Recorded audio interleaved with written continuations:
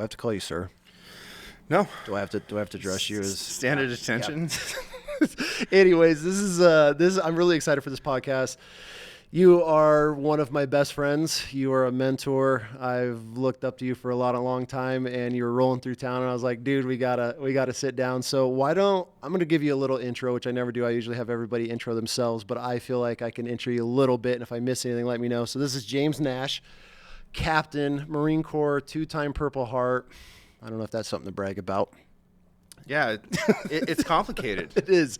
Yeah. They got you, but at the same time, I mean, dude, earning a Purple Heart is, I don't want to say badass in a way, and it's an honor, but I mean, dude, you served your country. You earned 2 of them, which I want to get in the way of how you earned them, which isn't normal. Yeah. I don't think a lot of guys have that story. You have a very successful podcast, which is the Six Ranch podcast, which I listen to. I mean, you can turn my truck on right now and plug my phone. It's the first thing that pops up. You have Six Ranch Beef. Your family is one or the oldest operating family business in the state of Oregon, correct? Yeah, it's right in there. See, I got this. You're crushing this. What else do I know about you? You grew up as a fishing guide. You fought wildland firefighter. You rafting guide. I mean, you're a jack of all trades. So, I mean, I don't even know where to start with you. I know we're kind of limited on time, but this could be a 4-hour podcast. Well, I'm sure it won't be the last, but let's talk about Purple Hearts a little bit. Okay, so first off, yeah, let's just jump right in the military. So you joined the Marines. Why'd you join the Marines? So I felt like I had a really good life growing up. I grew up very poor, as a lot of ranch kids do, but it was an incredible life where I had just massive amounts of freedom, and I felt like I had to do something to deserve that, to earn it, even though I'd already gotten it. And of course, I see 9/11 happen. That influenced me a little bit. But the next year, I did a foreign exchange to Norway, and I lived in Norway for that year. I wrestled while I was there, which was incredible. But I was also there when we invaded Iraq. So I got to see the perspective of the U.S. going into conflict from the outside. From a non-U.S. Right? So like all the high school students in Norway protested by not going to school, as if that's going to stop the United States military, right? Yeah. But I'd only ever come from a place where you unilaterally supported the U.S. military. So it was important for me to get that perspective. Like, well, let's think about this. What are we actually doing? Does this make sense? Is this the right thing to do? And then I look at Norway, and it's like, okay, if it weren't for American intervention into World War II, you guys are speaking German right now. Yeah. And their grandparents who had fought that fight were still alive. Like, so this isn't even like generationally removed outside of living memory. It's still there. Yep. So I was like, man, I've got to do something. So I decided that I was definitely going into the military. If I break down the service branches, Army really wasn't an option for me. What I'd heard about the Army wasn't good. A lot of the mentors that I had were Vietnam veterans, where they'd seen so many casualties within the Army. It just like, no, not going to do Army. Yep. So then what am I left with? Like Air Force, that's not it. No. Coast Guard has plenty of appeal, but it's not military in the way that I think about military. And then Navy, it's like, that's not really it either. So the Marine Corps was really going to be the only option. I did apply to all these different military academies, and I got into all of them as well, which was So you knew you crazy. wanted to go the officer route immediately. You weren't going enlisted. Well, I knew that I wanted to go to college, Okay. that was the next step, that had been pushed on me so hard. I drank that Kool-Aid. Yep. It made sense that was the route. So as far as like officer and enlisted, I really didn't even know what the difference in those roles were at that time, if I'm being honest. Yep. So I get into these academies. I had the lowest GPA that West Point had ever accepted. Way to represent the Marine Corps. I skipped so much school. And then I also got a rodeo scholarship to Montana. And I was like, dude, let's just do that. I'm so sick of dieting. Like, that had just been killing me, dieting so hard for so long for wrestling. It's like, I'm going to go have fun. Like, it's my time. Yep. So let's go rodeo in Montana, do some fly fishing, do some hunting, like, live well. That was great. Montana was an awesome experience. I got a degree in literature and writing, and I still wanted to serve, so I went into a different route, which was OCC, Officer Candidate Course, and that's one of the OCS's 10-week-long course, over a 60% attrition rate. A lot of people quit. A lot of people get injured. It's different from boot camp. After 4 weeks, you can go quit. You can bang on the hatch 3 times, request permission to drop.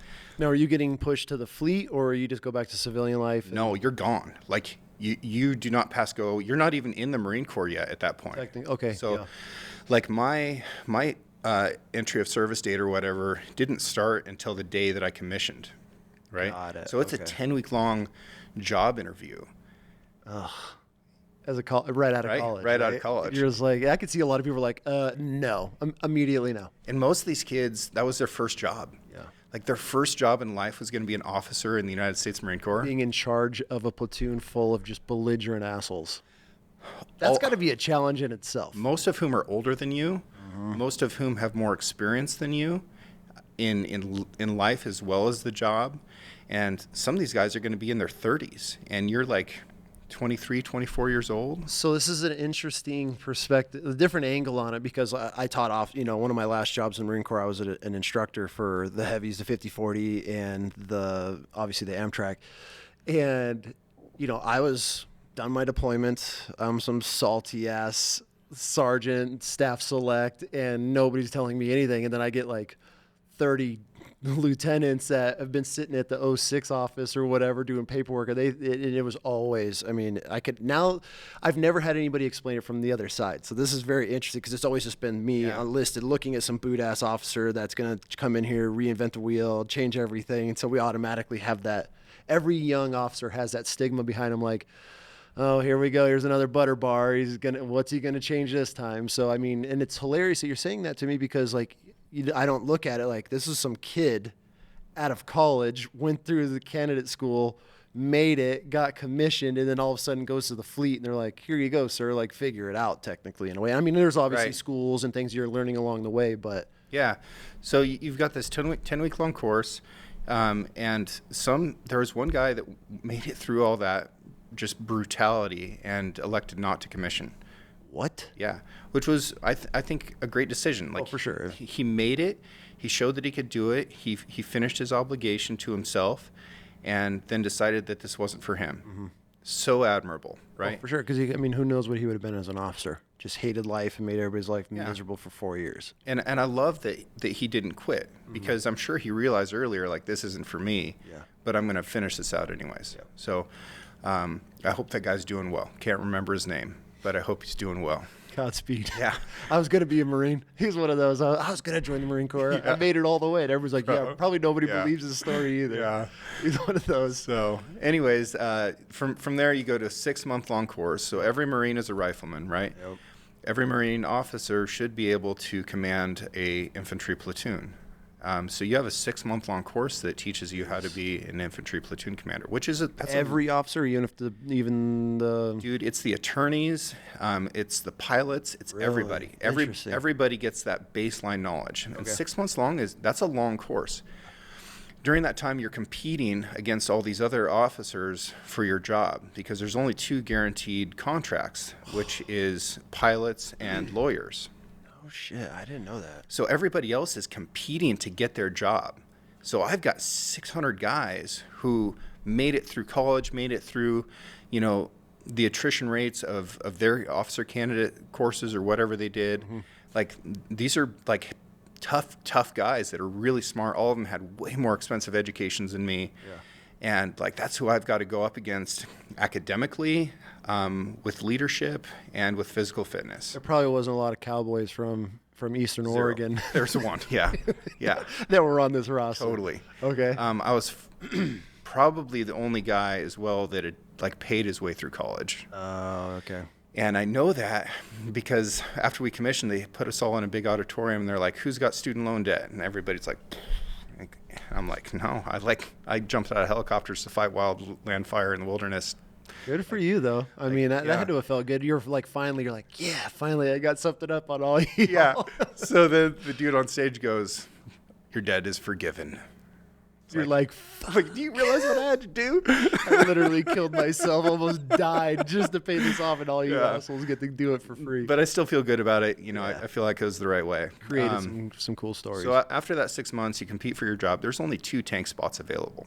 Did you want to go in the tanks? Oh yeah. So you joined and you were like, I'm gonna be mechanized, or not when I joined, but when I started the basic school, the 6-month-long course, I was like, yeah, tanks is where it's at. Like, it's a gunfighter job. I like vehicles. I like machines. I don't know how they work, but I like using them. Yep. And you know, you're still a maneuver. Tank officers stay in the tank their entire career. So there's never been a tanker general ever in the Marine Corps, and never will be, because we don't have tanks anymore. Yep. So as a lieutenant colonel, you're still in a tank. Like, you're in the fight your entire life. It's wild. Yeah. So I go off to tank school. That's like 9 months long. Then I go to the fleet. So all these officers, right? There's Yeah. 600 of them in this. Where do the low-ranking ones go? Like the ones that the shit bags in a way in the officer world. Where do those guys go? Are those infantry units? No.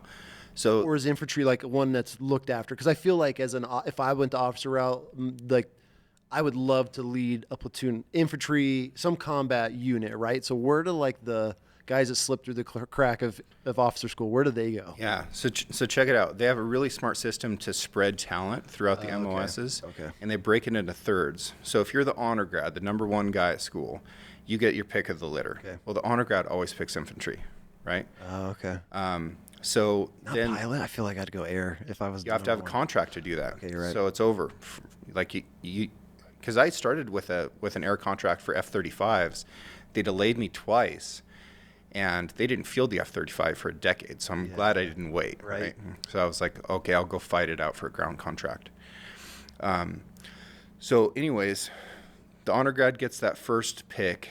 The second pick goes to the top of the middle third. Right? Mm-hmm. So third pick goes to the bottom. If there's 600 people in the class, then guy, number 200 gets that second pick. Got it.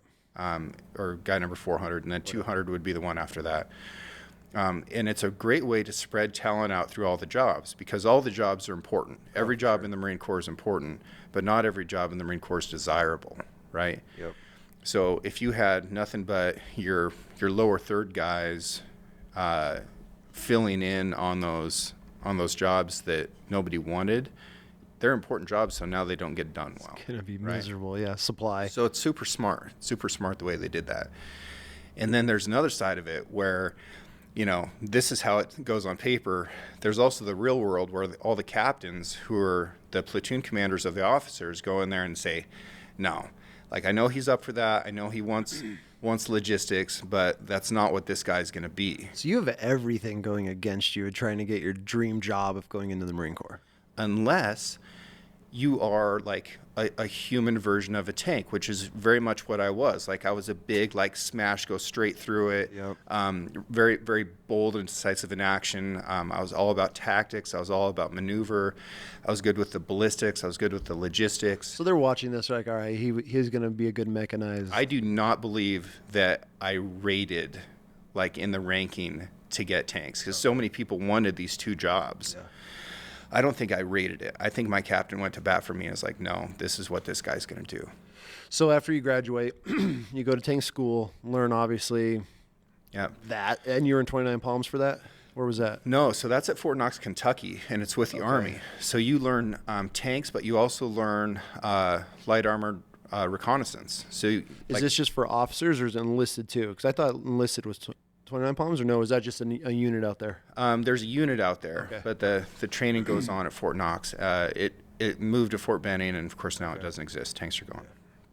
But yeah, I was out there for 9 months. So this is another really long school, and I learned all about tanks. I learned about Bradleys and Strikers and all that jazz, and then the foot recon stuff I just thrived in. That was just hunting. Absolutely. I loved it.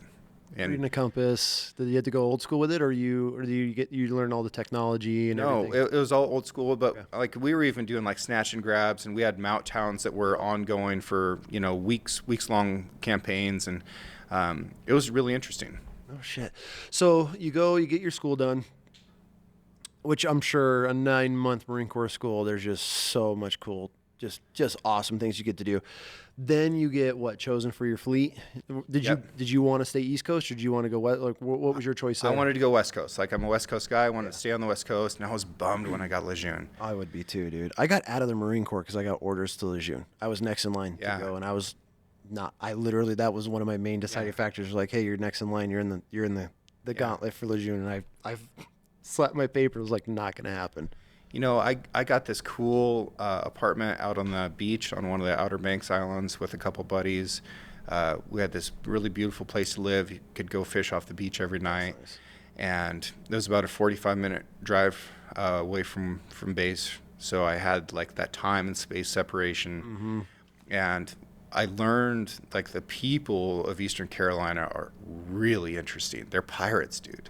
They're all descended from pirates. Like, that's where all the pirates retired. That's all where the gold hunts are, and they're all still looking for pirate gold to this day. And Totally, and finding it. Like, I mean, they're pulling Blackbeard's cannons off the bottom of the ocean, like 20 miles away from where my house was. that's why there's so much history there. I mean, I'm from the East Coast originally, but I mean, I love obviously north, but I mean, so much history. I just ended up loving the people there so much and learning how to live there and enjoy those activities, deal with hurricanes, deal with heat, deal with bugs. And, but, you know, by the time I left, I couldn't be happier to be done with the Marines, but I was brokenhearted to be leaving Eastern Carolina. Yeah, everything comes home after a while, and even if at its shittiest, it just your suck level evolves to it, and then it just becomes norm. So you get stationed there. How long were you in the actual fleet before you got orders or knew that you guys were deploying? I got bounced around to a couple different companies, and I got moved into the next deploying company. Then, you know, you start like assembling your platoon. So the first platoon I had a really abusive gunnery sergeant as my platoon sergeant. Rightfully so. Yeah, but also, like, I didn't come in there bold. I came in there humble, and I was like, hey, like, let's work together to figure out how to do this job. And he'd been burned by so many lieutenants in the past. He was old. He was hurt. He just wanted to get out. And what year is it at this point? So the war's been going on for a while. Yeah, so this is like 2010, 2011. Yeah, so he's crusty. He's gone through his cycle of... Yeah, his medical book is like this thick. Mm-hmm. He's just doing his time, and then here comes Lieutenant Nash. Just another lieutenant. And I was like, man, I just want to learn so bad. And that's not where he was at. Like, he wasn't great at being a platoon sergeant.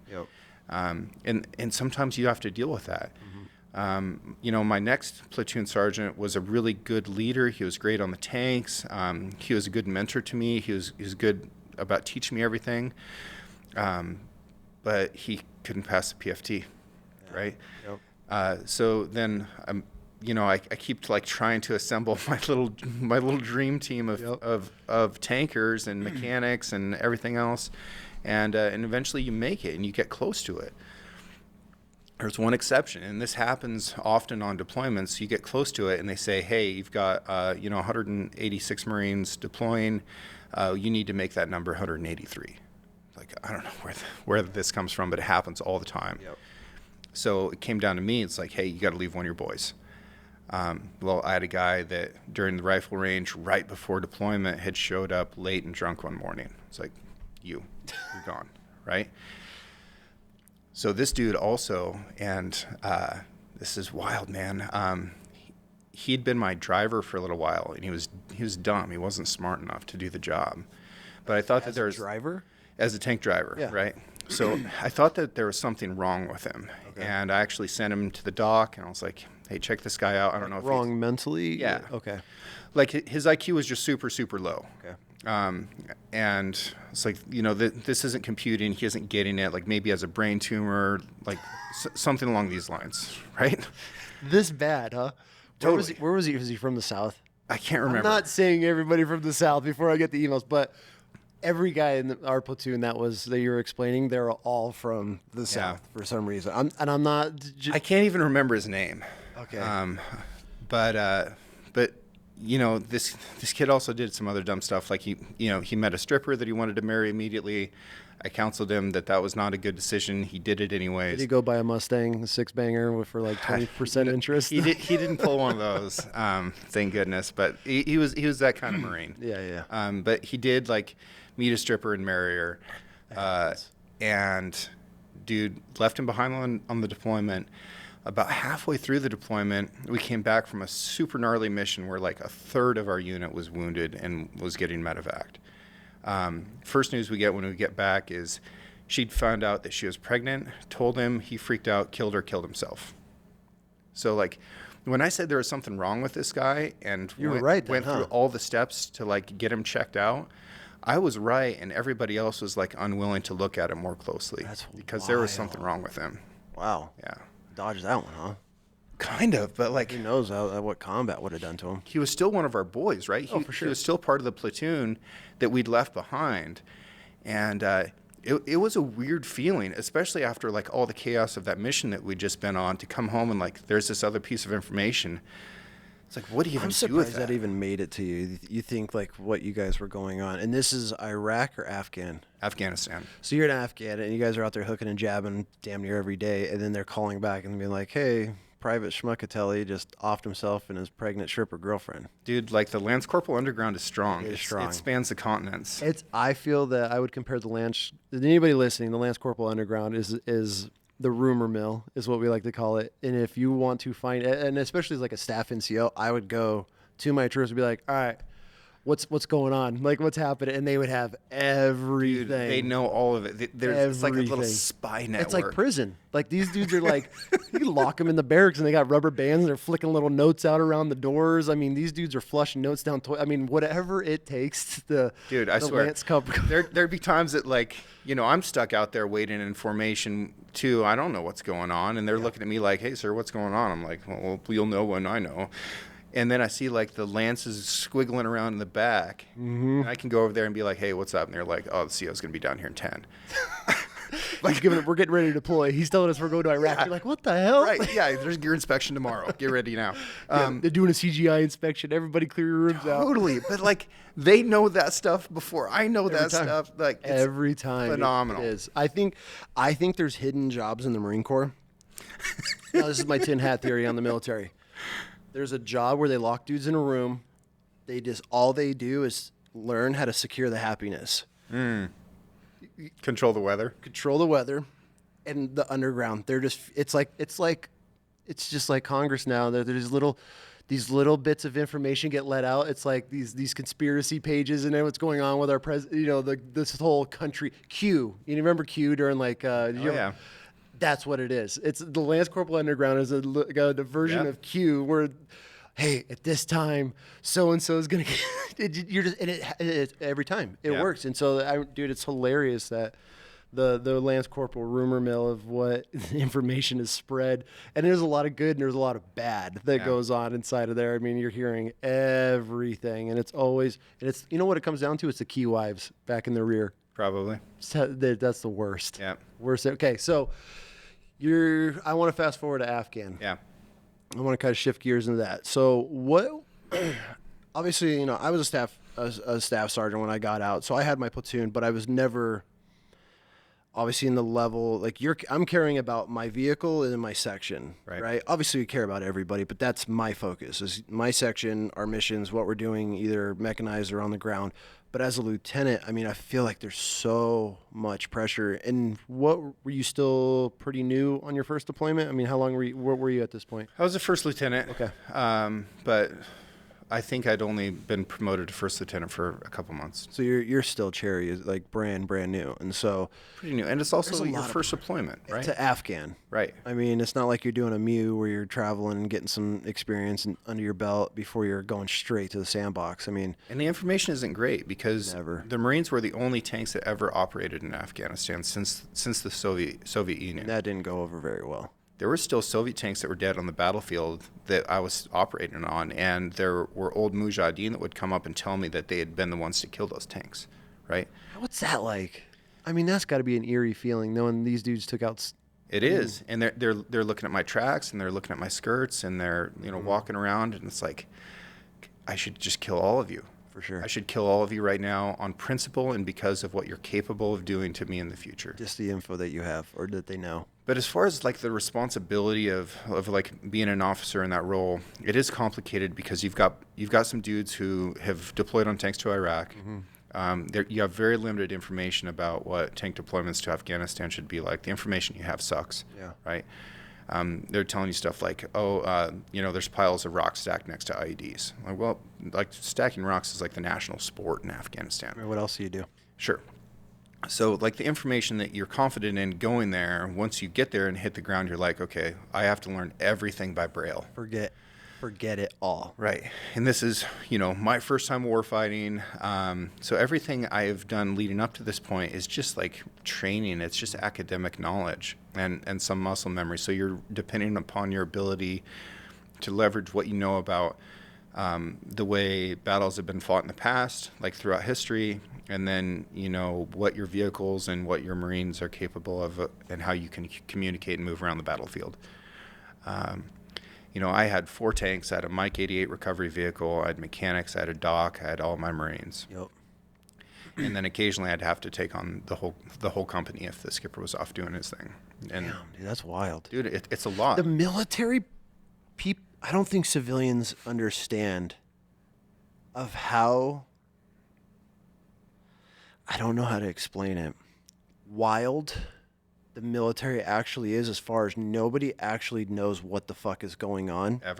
Ever, but it somehow functions by the pure grace of God. Like, I'll never, when we got to Iraq, we do our whole workups as mechanized. I'm a crew chief in a vehicle that floats in the water, has 2 heavy machine guns on it, in a crew with a bunch of ground. And we get there like, oh, hey, here's your squad, and now you're just going to be door kicking or patrolling. And I was like, I'm mechanized. Like, no walkie-walkie. No, I got a 7 cube in the back with all my pokey bait in it. Yeah. I don't even have a pack. Yeah. Like, we live out of a box. Yeah. You want me to do what? But we made it work. Yeah. Right? And I feel like that the military, nobody ever has a clue what's going on. Even if you have a plan and the mission is planned out perfectly, everything just goes out the window, but it somehow works. Yeah.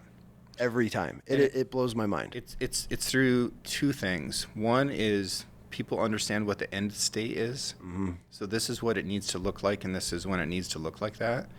And the other is willpower. Yep.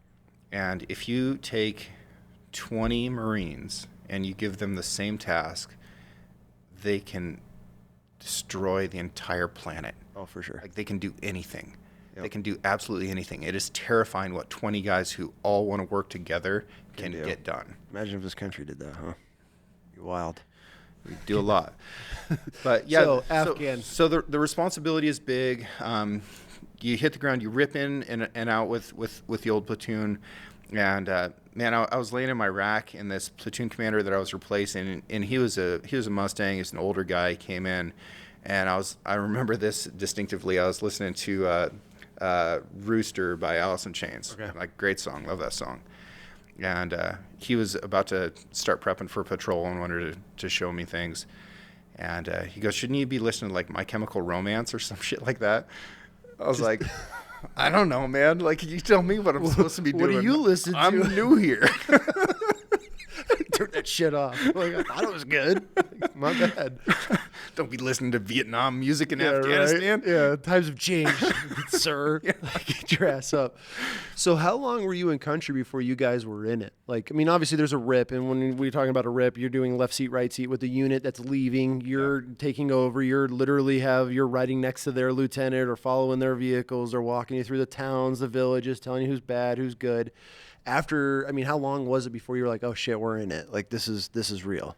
3 weeks in. 3 weeks in? 3 weeks in, we did our first named operation. It's called Operation Lion's Den 4, I believe. It was a dumb operation. It was basically like a go kick the hornet's nest thing. We went to an area called the Land of the Second Sons, which was like a really hostile and especially arid place within like a really hostile and arid place altogether. And it was where people had gone to settle who were not the firstborn. So it was like the dregs of Afghan society that had been shunned out to this. And of course, they were really easily radicalized. Well, they have nothing. They have nothing. So they're just out there slinging drugs as much as they can. And so we go out there with this recon unit. The first night, take over this compound that was abandoned, and it had Alexandrian architecture in it. Really? Now, for people that don't know what I'm talking about, that means that the mud that built the archways of this compound were done by a style created by Alexander the Great. That's they're still using to this date? Or to this date? Or Still standing. Still standing. Shit. So I'm laying on my tank that night. You know, it had been like 130 degrees that day. It's cooled off a lot tonight. There's so much dust in the sky, you can't see a star. We're like, you know, burning trash and holes in the ground. I'm watching this fire flicker up through mud that's curved and carved in a way that has been standing for, I don't know, thousands of years.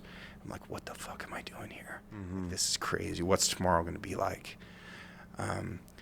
And like the next morning, we go and find some IEDs. I'm watching guys like watching me with binoculars. They're calling in on the radio. Like we're starting to get IDF. Taliban, right? Yeah. Yeah. Sure. So, which a lot of people don't understand, like we can listen, that we are listening to all of their radio chatter, which is a really eerie feeling, especially when it starts chirping, and then it gets, as you continue down there, it gets more and more. Then your interpreter starts telling you, like, hey, this is what they're talking about. They know how many we have. I mean, that's a scary feeling. I'm also watching a Congo line of people leave this valley. Like all the women and children are leaving, and some men. So it's like, if you're still here, you're here to do the thing. You're here to fight. You know, we take some RPG fire, we take some sniper fire. I didn't hit any IDs. I just found them. So that was a win. We go to this compound that we're supposed to take, and for whatever reason, the people in it tell us no, and we listen to that. It's like, oh, that's weird. I thought we were the Marine Corps. We go to the next one. They say no. We go to the next one. Like, we need a place to live for the day because we're going to start fighting for real. It was 150 degrees inside my tank. Gross. Right. My loader's going down hard with heat exhaustion. Yep. You almost can't drink water fast enough, and your water's 150 degrees, 100%, dude. Oh, so that water's just Boiling. literally burning your mouth Yep. to drink it, and you need to be drinking multiple gallons a day. Yep. Right? You're not even sweating at this point. You're just chugging water. You don't piss or Dude, sweat. It's that hot. as hard as you can. Yep. So you're drinking water that is uncomfortably hot. You know, a lot of like shower water is like 130 degrees if it's pretty hot. So 150 degrees. Anyways, we take over this compound. We kick the people out. We bust out some chow, and I just got up to like go over to the tank to grab the radio to see about refuel because tanks are thirsty. They need gas. Mm-hmm.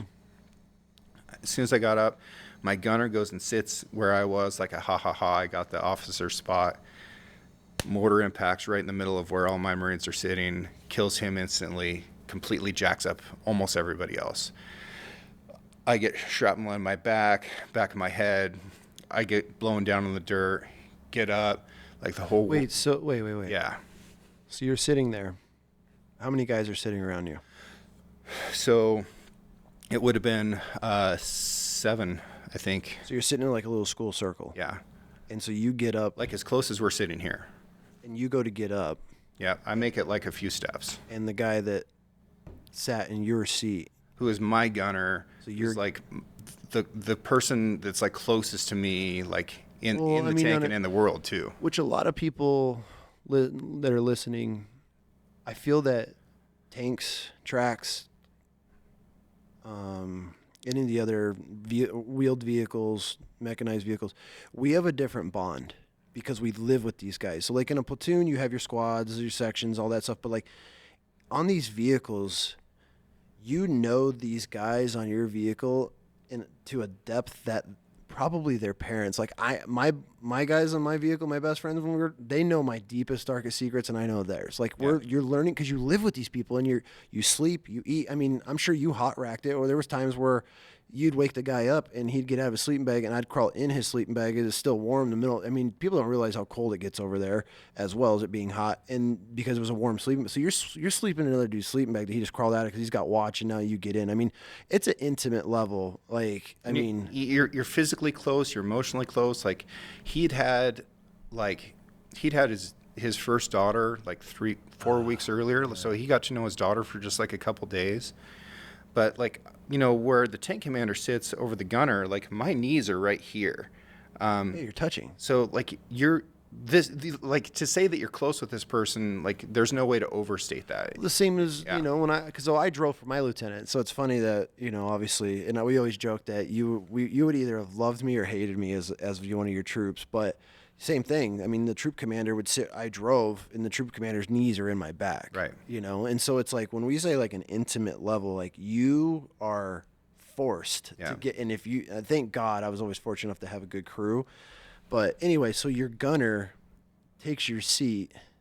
So he literally dies in my place. Damn, dude. What was that? I mean, this is right. I mean, you're a couple weeks in, and he's the only one that got killed. Only one that got killed. But this mortar hits right in the middle of everybody. I'm hurt. I have a bad brain injury, so my mode goes into just like helping everybody, right? That's kind of my default, is to help people. So my wingman, he's got a broken leg, broken arm. I pull out his tourniquet, put it on his leg. I pull out my tourniquet, put it on his arm.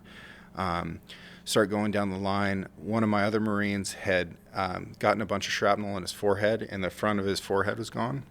And you could see his brain, some of his brain was down in his eye. He's still conscious. He's still talking. So that's when I thought, like, maybe I'm dead and I'm in hell right now. That's really what I was thinking. But it's also like, well, here I am. I still have to like do whatever Stop the bleeding, thing is start to the do. breathing kind of deal. So I taped an MRE, a piece of MRE cardboard over his forehead to keep dust out of it. He lived. As far as I know, he's still alive today. Have you reached out at all? Yeah, I've talked to him since. How's he doing? Not good. He's hurt pretty bad. Yeah. But anyways, he lived, and that was something that I like really rested on, is like a sense of security, like throughout the deployment. And when I got back, one of my first things to do was go see him, and I was like, man, I'm glad you're alive. And you lose all your impulse control when you lose the frontal lobe of your brain. He was still incredibly intelligent. This guy had like a 140 IQ, and he goes, I'm not. He wanted to be dead. Yeah. So I don't know how he's doing now, but and as a lieutenant, I mean, this might be kind of a personal question, but did you take that like personal, like that? I mean, is there anything that you felt? I mean, it's just human nature in a way. Then you add the leadership aspect to, like, those are your guys. I look at my crew and it's like I'll kill for my crew. I mean, because you're at that level, and then now you just had 70 of your guys just get completely wrecked in one moment, including yourself. I mean, how does that rest on you as a leader, as a lieutenant? How do you bottle that and continue the mission for the rest of your deployment, where it doesn't go away, right? So initially I wasn't able to. I had two other guys who were really badly injured out of that. Both of them lived. And then I had two that were also sitting there who didn't get blast injuries, who didn't get shrapnel, and didn't get PTSD from the event, right? So there's things that happen in combat all the time that physics doesn't explain. Never. And I think that's where myths come from, like the Valkyrie myth, which I love, right? That it's a Norwegian myth where a Valkyrie flies over the battlefield before the fight starts, decides who's going to die, and based on how well they fight, they either go to hell or they go to the warrior's heaven afterwards. And you could see how it's like, man, I just don't understand why he died and I didn't. It's like, well, the Valkyrie chose him and not me. So I can see where these myths come from, because it is a really chaotic environment where you're not able to understand everything that's happening. Yeah. But yeah, initially, man, once we got people medevaced, I was good, man. I stayed solid until we got everybody medevaced. The only thing that I really did wrong is I didn't get in the fight. I was so focused on just keeping these guys alive and doing medical stuff that I didn't get in the tank and kill 150 people, right? Yeah. Which I like doctrinally should have done is like get in the tank and get in the fight. But just who I am, it's like these are my boys, and I'm gonna like try and keep them alive. For sure. So that's what I did, and I kept it together until we got everybody medevaced and on the plane and on the helicopter, and the helicopter leaves, and then I fell to pieces. Mentally, physically, I mean, the adrenaline is coming down. Yeah, man, I was crying. I didn't know what to do. Sure. I felt really lost. I felt like you just lost to your first dude. I mean, I just didn't know what to do. And we got refueled. So now I've got 4 guys left which is half of what you need to operate the tanks. We get the tanks off the battlefield. I spent that night. I got checked out by the doc. Because I was throwing up, I was dizzy, I couldn't walk right, like I was obviously jacked up. And, had the beginnings of, a really serious amount of PTSD, like sure. It's a traumatic event. Spent the night sleeping on the front slope of the tank, not really sleeping. The next day, we try and walk the tanks home. One of the trucks hits an IED, blows up, another truck gets stuck. And there's this dude following me on a moped, and I can see a radio antenna every once in a while. And I got in the turret and slung the main gun around. It's like, I'm all out of senses of humor. Yeah. So moped, he turns around and leaves. But that guy was just tracking us to wait for an opportunity for an ambush. Get back, get medevaced, spent like 3 weeks in recovery, got my combat replacements. And I had the option of returning home. It was kind of one of those deals medically where it's like, you can go home right now and you can be done with this, or you can go back to your unit. And the colonel who was in charge of the AO, he was like, you need to get back in the fight. I was like, cool. Sure. Yeah. And I knew the guy that was going to replace me wasn't going to do the job that I could. With right? your men too. With my boys, yeah. So I go back, continue the thing. That was in August. We do a pile more missions, over 100 missions, which I don't know if it sounds like a lot, but it is a lot. It's a lot of times to go outside the wire. You got to think about it, and people don't, to put this in like some sort of perspective, when you leave the wire, everybody wants you dead. Yeah. So even if you're just going like on a QRF to pick something up or whatever, like every time you leave, I remember all the signs like complacency kills, lock and load, like yep. Condition, whatever it was. And it reminded you like, hey, these motherfuckers want us dead every time we roll out of this wire. So 100, yes, it's, yeah. It's 100 times where you're like, okay, is this the one? And that's stress alone. That's. Yeah. So we'd go outside the wire, stop the tanks, make sure radios work, call back. Final radio check. Yeah. Everybody can talk to each other. All weapons get armed, except for the main gun. I'd reach up and rack my 50 cal. I'd light a cigar, and away we'd go. Yep. And man, that's a pretty good feeling leaving. But there's also like as soon as you get out of eyeshot of the base, there's this crazy IED threat, and people don't think about what that means. So like imagine that you're in a dark room, you're in the corner, you can't see, you're barefoot, and you know that there's 1,000 mouse traps in this room. Are you going to be able to walk across it? All right. A lot of people would be like, no, I'm just going to stay in the corner. Like, that's too scary. I don't want to snap my toes. What if when you hit one of those mouse traps, you and your buddies die horrifically, right? Let's say that that's the situation, and you have to walk across that room twice a day, every day, for months and months on end. So that's a little bit what the IED scene is like. Like, it's constantly there, and it's just this big sword of Damocles hanging over the top of your head all the time. Well, and you get these reminders too, because every time you hit the road and you're traveling on hardball, if you're lucky enough to be traveling there, you're seeing these craters. Oh yeah. Just line especially, I don't know how many bridges you guys crossed, but where we were in Iraq, every so often there was a bridge, and it was like right before and right after was just littered, and you literally just did one of those like where you hold your breath and just kind of tighten up and expect and wait for it, because right. You're just seeing, you basketball to boulder size holes just before and after, because they got you in a pinch point, you Yep. know? So it's real. If you're not seeing it, you're reminded by Yeah. just the destruction from IEDs. Yeah. That's So, pretty wild. anyways, in October, we ended up taking a place called Keshmesh Khan, which the only reason I keep talking about it is because it needs to end up in history books at some point. You think? It had turned back an entire Marine battalion. Really? And we went in there with 16 tanks and 30 Aussie commandos and took it. And it was an incredible thing what we did. We destroyed 17 metric tons of heroin in a day. 17 metric tons of heroin in a day? So You just light it on fire with diesel or what? yeah. So how many lives did that save? For sure. Right? Thousands. For sure. Thousands of lives. That's unreal. But an Aussie got killed. Yeah. And about a third of our guys got medevaced, and me and several others were wounded again. So that's when what was that mission called? That was called Helm and Viper. So you received your second Purple Heart. Yeah. What happened there? Walk us through that one. Man, so it was all in the retrograde. So we assaulted all the way into this position over a course of days.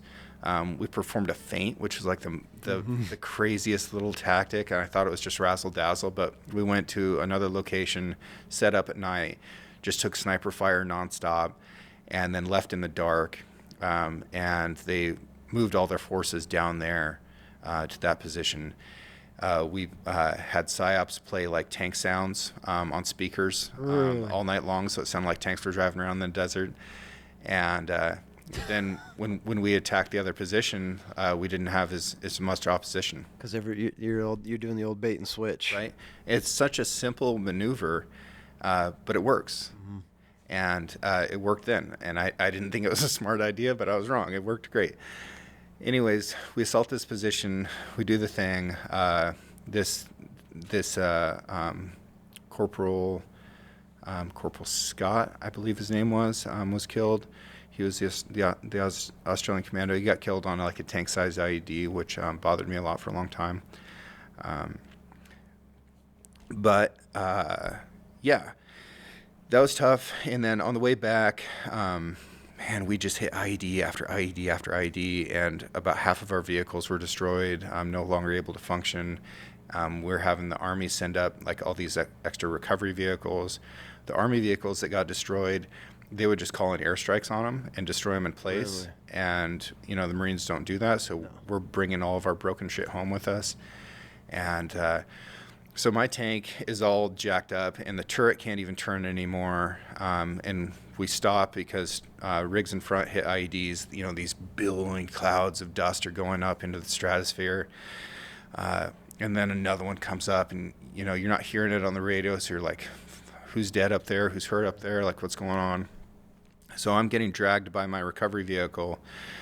I'm sitting up in the turret, and I look over in this Karez hole, this old aqueduct system that's in southern Afghanistan, and I see this tube start to come up out of the ground, and then a person, and then the tube levels, and I'm just seeing all this like in slow motion kind of, and I was like, RPG, pull up my rifle, shoot once, hit him in the throat, kill him, goes down in the hole, and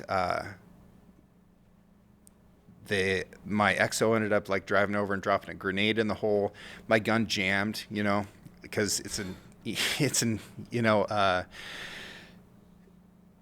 dust just does bad things to semi-automatic guns. Yes. So I'm glad that I killed him on the first shot. I was pretty lucky with 5.56, but anyways, all those coyotes out there on the plains. Yeah, that was like that was like ranch style shooting. Like I've got my elbows down on a vehicle. You don't want to mess with me, kind of deal.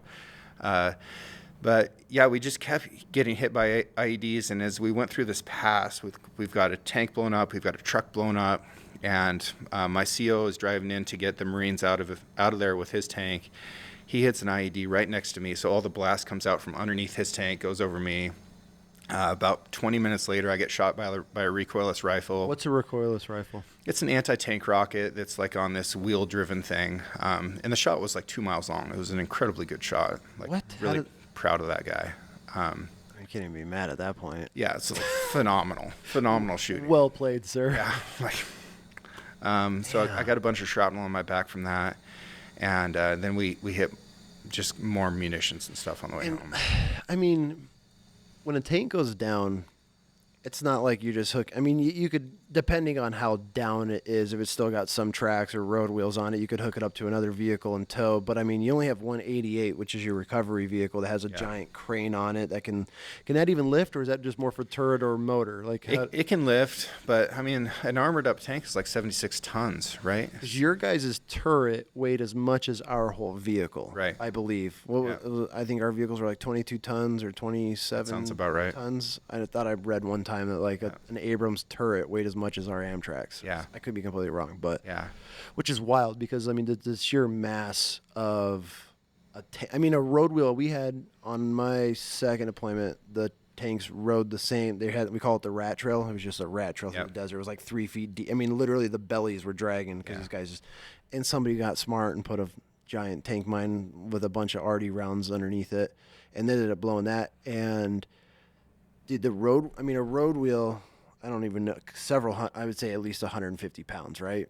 Yeah, even just like a track section, it's like, oh, you're shitting I mean, dude, I got a hernia. I just got fixed not too long ago from lifting track. But when they hit it, I mean, we were finding road wheels and track blocks like hundreds of yards away. And I mean, the sprocket was 200. I mean, and you're talking chunks of metal that are hundreds of pounds that are bolted or... Yeah, the blast speed is really, really high. Like you can have 30,000 foot per second blast speed. So like, you know, a really fast rifle is like 3,000 feet per second, right? So yeah, the energy transfer is really quick, and that's what causes a lot of brain injuries. Is you get this blast wave that goes through your brain, and it takes all the places where neurons line up, and it shifts them a little bit, right? Just because you had this massive pressure wave go through you.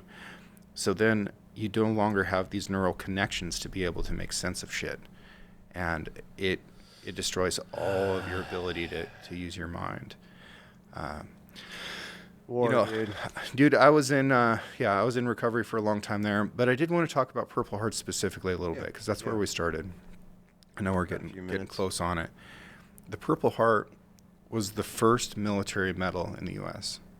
Now, is it true, and I'm sure you have a lot of knowledge because you're just that guy that digs into everything.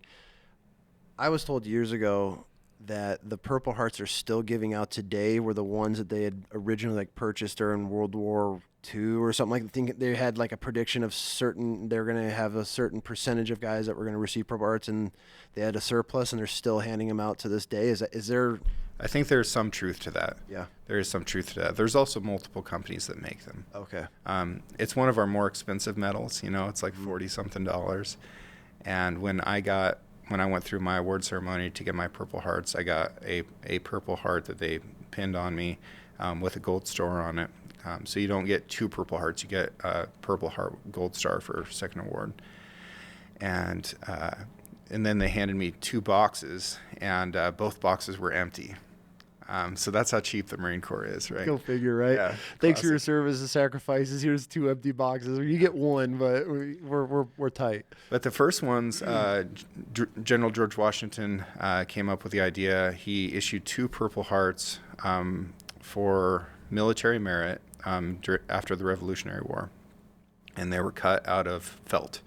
Really? And purple was the rarest dye color at the time because it came from like this crushed up snail, and it was a royal color that was only allowed to be used by the royal family.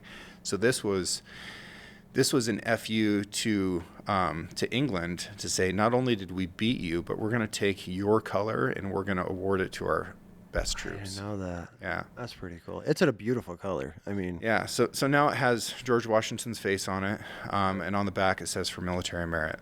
Yep. Damn, man. But for me, a lot of living Purple Heart recipients make jokes about it, like they'll call it the enemy, combat enemy marksmanship badge and things like that. Yeah. And I'm guilty of joking about it too, and be like, I'm such a slow learner that I had to get 2 Purple Hearts before I figured out how warfare is. But the reason that it's awkward for people who are alive and wear it is because we've also seen that get placed on top of a folded flag and handed to a widow or to a mother. Yeah.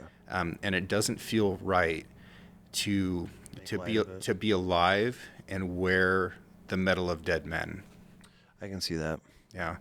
So It's kind of it's got to be a little bit of an eerie feeling, especially. I mean, obviously those ceremonies and events they're not fun, but then you're seeing medals that you earned being given to kids, mothers, fathers, things like family members, and that's got to kind of hit home a little bit because it was close, dude. I mean, you dodged two. I mean, dodged in a way where, I mean, you had two opportunities. It makes you feel like a ghost. Yeah. It makes you feel like you're in a fraternity of dead men, but somehow you're not with them.